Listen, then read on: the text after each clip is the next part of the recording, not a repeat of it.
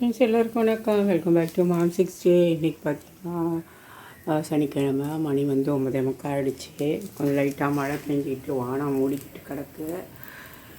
பார்த்தா தெரியுதா பாருங்கள். இங்கே வந்துட்டு இன்றைக்கி நம்ம பிரேக்ஃபாஸ்ட் என்ன பண்ணுறோம் பார்த்தீங்களா, இந்த ஆப்பமாவு ஒரு 2 கரண்டி இருந்தது. அதுலேயே வந்து நான் ஒரு அரை கப்பு வந்து ராகி மாவு சேர்த்து கரைச்சி நைட்டு வச்சுட்டேன். அது காலையில் வந்து புளிச்சிருந்து அதில் வந்து இந்த அளவுக்கு ஒரு சின்ன கரண்டியில் ரவை சேர்த்தேன்.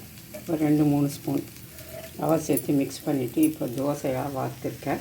அதில் வந்து கொஞ்சம் லைட்டாக புளிப்பாக இருந்த மாதிரி இருந்தது. வெங்காயமும் கொஞ்சம் போட்டேன். ஏன்னா அந்த ராகி தோசை நான் சாப்பிடுவேன், எங்கள் வீட்லையும் பொண்ணு தின்மா என்னன்னு தெரியல, இது வரைக்கும் கொடுத்ததே இல்லை. அதுக்காக கொஞ்சம் வெங்காயம் முட்டா சாப்பிட்டோம் அப்படின்ட்டு கொஞ்சம் வெங்காயத்தை மேலே தூவி சுட்டுட்டேன். பார்ப்போம் என்ன தான் நடக்குது, என்ன தான் நடக்கும், நடக்கட்டும் மீன் அப்படின்னு நம்ம வச்சு விட்ருவோம். அடுத்து தோசை ஊற்றிடலாம். அதுக்கு வந்து புதினா, கொத்தமல்லி, கருவேப்பிலை, பூண்டு எல்லாம் வச்சு உடச்ச கடலை தேங்காய் வச்சு சட்னி அரைச்சிருக்கேன்.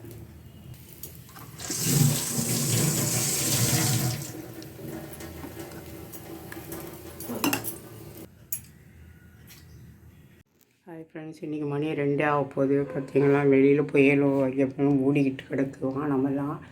இன்றைக்கி சமைக்கவே இல்லை. மத்தியானம் பிஸா தான் வீட்டிலே பண்ணியிருக்கேன். ஓடிஜியில் இன்னும் ஒன்று வெந்துட்டுருக்கு. இதை தான் இன்றைக்கி நாங்கள் சாப்பிட போகிறோம்.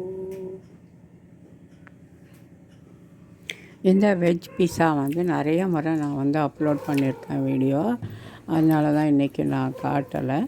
ஓடிஜியில் தான் இன்றைக்கி பண்ணியிருக்கேன். நீங்கள் வந்துட்டு பேன்லேயோ கடாயிலையோ பண்ணுங்கள். அதையுமே நான் வந்து காமிச்சிருக்கேன். ரொம்ப சுலபமாக வீட்டில் இதை செய்திடலாம். இந்த பீஸா பேஸ் மாத்திரம் நம்ம கம்மி விலை தான். ஒரு பேக்கெட்டு வந்து 23 ரூபாய் என்னமோ விற்கிது. 2 இருக்கும் அதில். அதை தான் வச்சு இன்றைக்கி நான் 2 பேக்கெட் வாங்கி செஞ்சுருக்கேன்.